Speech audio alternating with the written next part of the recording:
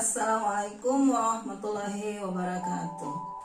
Alhamdulillahirabbil alamin. Anak-anakku sekalian, kita sampailah di hari ke-27 di bulan Ramadan tahun 1442 Hijriah. Alhamdulillah. Anak-anakku sekalian, hari ini adalah terakhir pertemuan BDR kita dalam pembelajaran semester genap tahun 2020, tahun ajaran 2020-2021 yang bertepatan di bulan Ramadan. Ibu, hari ini adalah penutup dari kuliah Ramadan atau kuliah kultum yang sudah dilakukan oleh guru-guru di SMP Negeri 6 Rangkas Bitung. Marilah kita buka pembelajaran hari ini dengan mengucapkan basmalah bersama-sama. Bismillahirrahmanirrahim. Nah, anak-anakku sekalian, dalam pertemuan ini kita memasuki serangkaian proses penyebaran agama Islam di Nusantara. Ini adalah bagian yang terakhir, ya, bagian yang keempat. Nah, anak-anakku sekalian, proses penyebaran agama Islam di Nusantara kita sudah bahas kemarin, ya. Yang pertama adalah ketika Nusantara dikuasai oleh Raja Kula atau raja yang berkuasa di Nusantara pada abad ke-7 adalah kerajaan Sriwijaya, ya, yang berpusat di Palembang, ya. Akhirnya masuklah agama Islam masuk ke Nusantara. Yang pertama memasuki di perairan Selat Malaka, ya, Selat Malaka. Ada juga yang sampai ke pantai barat Sumatera yang dibawa langsung oleh orang-orang para pedagang Arab, ya. Nah, pada abad ke-7 ini Islam sudah sampai di Nusantara, tepatnya adalah di Pulau Sumatera. Nah, berikutnya setelah awal masuk agama Islam ke Nusantara pada abad ke-7, ketika Nusantara dikuasai oleh kerajaan Sriwijaya. Nah, kerajaan yang pertama yang sudah bisa menguasai politik pemerintahan, ya, dalam bentuk pemerintahan sudah berdiri tegak adalah kerajaan pertama di Nusantara, yaitu kerajaan Perlak, ya, di wilayah Aceh sekarang pada abad ke-8 ke-9. Pada abad ke-11 Islam sudah masuk ke wilayah Leran yang ada di Jawa Timur, di Gresik tepatnya. Itu abad ke-11, ya. Buktinya ada makam Fatimah binti Maimun yang terdapat di Leran tahun 1082 Masehi. Nah, abad ke-11, 12, 13 ini kerajaan Perlak berkuasa, ya. Kemudian abad ke-13 kekuasaan Perlak diambil alih oleh kerajaan Samudra Pasai.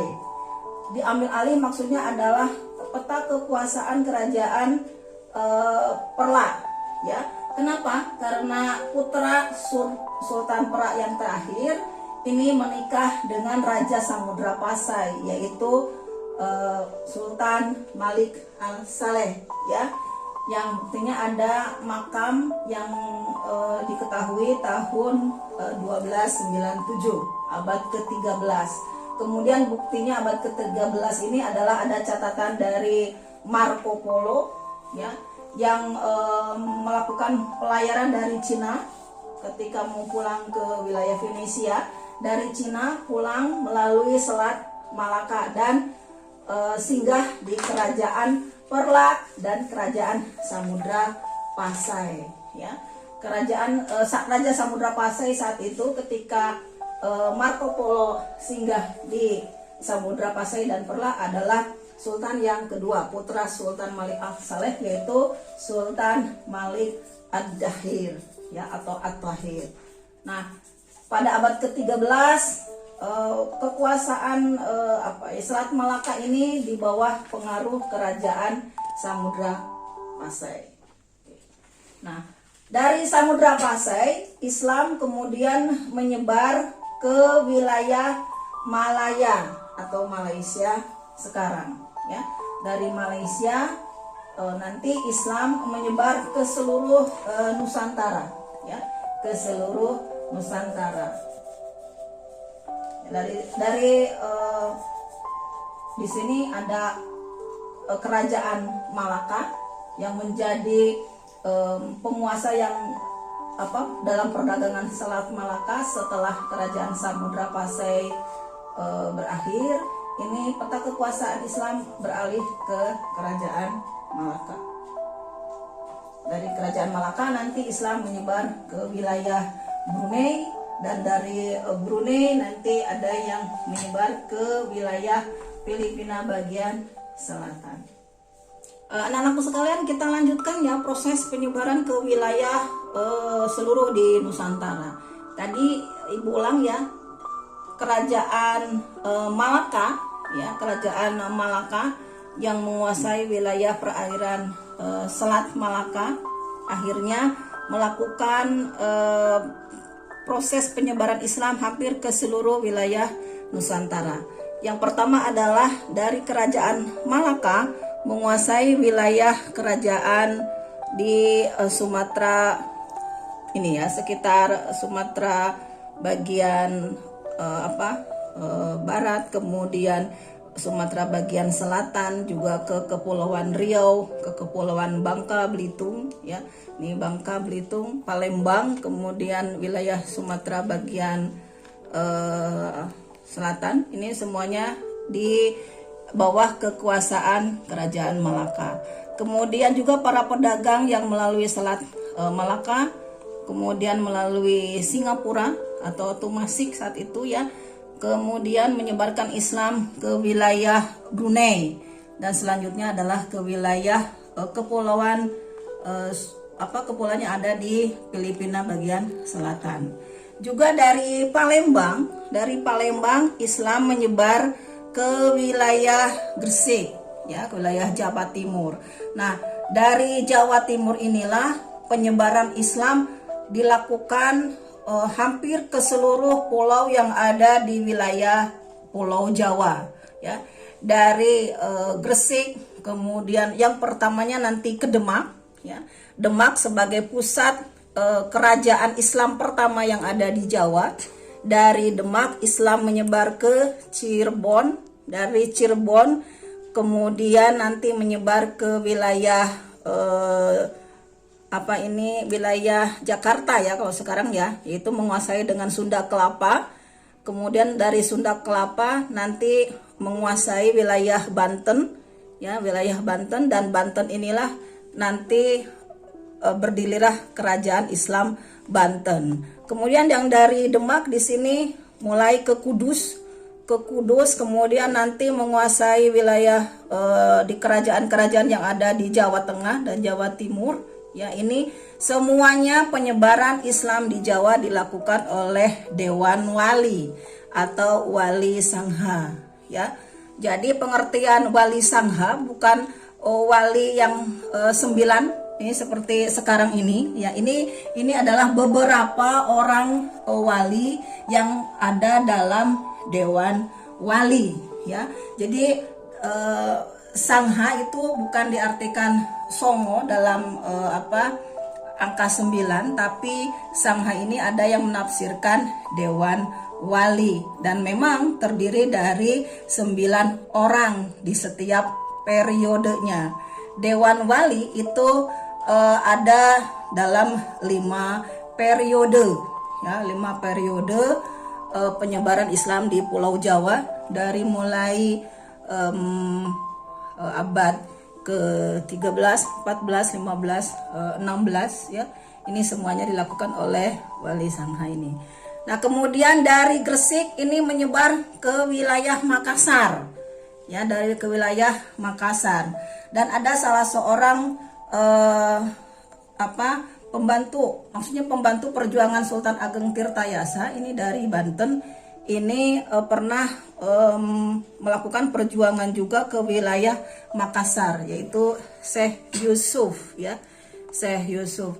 Kemudian dari Makassar ini Islam penyebaran ke wilayah Lombok dan Bima ya, makanya daerah-daerah Lombok dan Bima ini adalah pusat pengaruh Islam yang sangat kuat.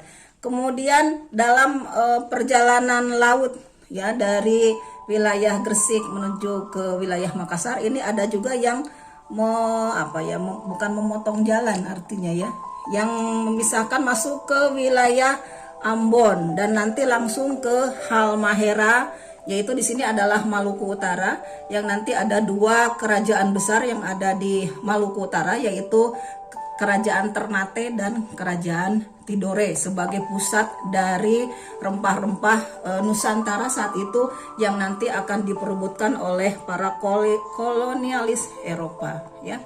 Kemudian dari sini juga ada yang menyebarkan Islam ke wilayah Maluku di Ambon ya, ada juga di Banda Neira. Nah, dari Ternate, setelah Ternate menjadi pusat kekuasaan Islam dengan kerajaan Ternate ya, ini melakukan penyebaran Islam sampai ke Gorontalo, juga sampai ke Kendari ya di Sulawesi Tenggara. Juga dari Makassar ini ya, rutenya dari Makassar ada juga yang menyebarkan Islam sampai ke Gorontalo di Sulawesi bagian utara. Ada juga yang sampai ke kerajaan di sini adalah wilayah Kutai Kartanegara mungkin sekarang ya. Ini adalah wilayah kekuasaan Islam. Ya. Ya, anak-anakku, demikianlah penjelasan mengenai proses penyebaran Islam yang ada di Nusantara ya. Dan ini adalah di sini ada beberapa wali songo yang tadi ya. Ini adalah sebagian ulama dalam wali songo yang kita kenal sekarang ya.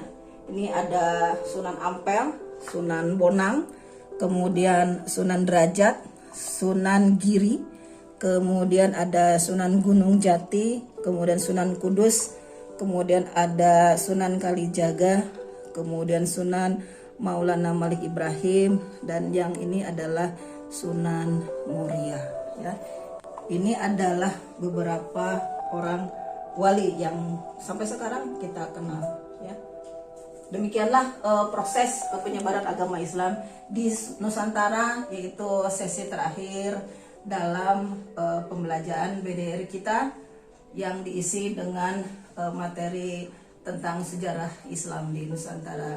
Di akhir kata, Ibu secara pribadi mohon maaf atas segala kesalahan.